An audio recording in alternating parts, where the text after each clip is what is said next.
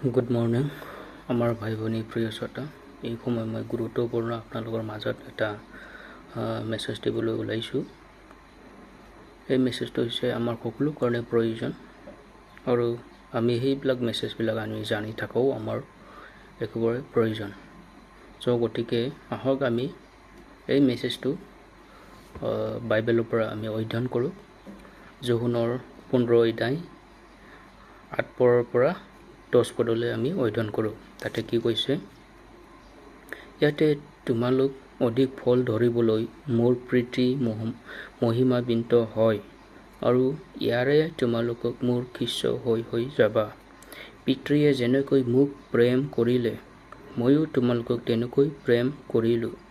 তোমালোক মোৰ প্ৰেমতে থাকা। যদি মোৰ আজ্ঞা পালন কৰা তেন্তে মই যেনেকৈ পিতৃৰ আজ্ঞা পালন কৰি তেওঁৰ প্ৰেমত থাকোঁ তোমালোকো তেনেকৈ মোৰ প্ৰেমতে থাকিবা। এই বাক্যত কৈছে যে আমাক এই বাক্যৰ অনুসৰি আমাক পালন কৰিবলৈ আজ্ঞা দিছে। গতিকে আমাক তেনেদৰে যেনেকৈ যীশু খ্ৰীষ্টই এই প্ৰেমৰ কথাবিলাক আমাক বিলালে তেনেদৰে আমি তেওঁৰ প্ৰেমত আমি লাগি থাকিবলৈ লাগিব। তাৰ কাৰণে ঈশ্বৰৰ বাক্য এইবিলাক আমাৰ বহুত ইম্পৰ্টেণ্ট, গুৰুত্বপূৰ্ণ। গতিকে ইয়াতে 10 পদত কৈছে, যদি মোৰ আজ্ঞা পালন কৰা তেন্তে মই যেনেকৈ পিতৃৰ আজ্ঞা পালন কৰি তেওঁৰ প্ৰেমত থাকোঁ।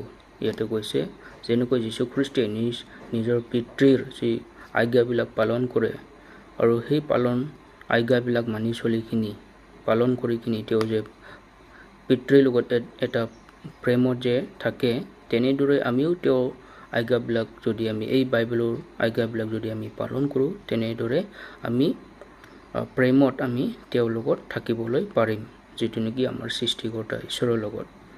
আৰু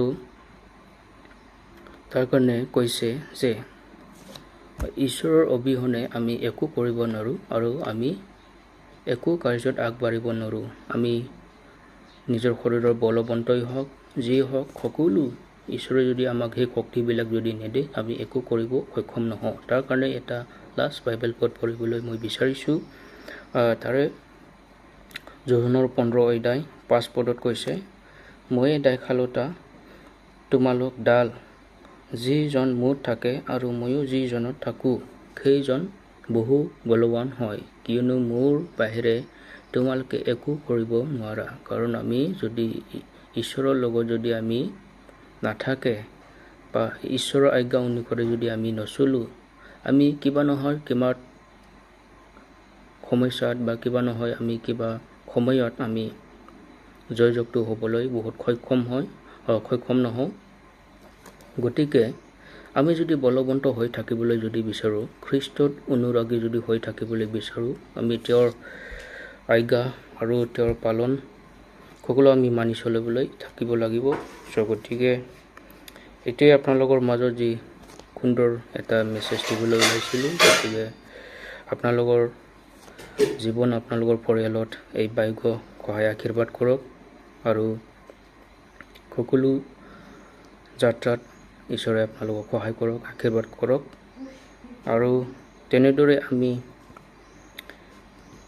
ঈশ্বৰৰ লগত আমি যেন লাগি থাকিব পাৰোঁ, বিশ্বাসিত হৈ থাকিব পাৰোঁ।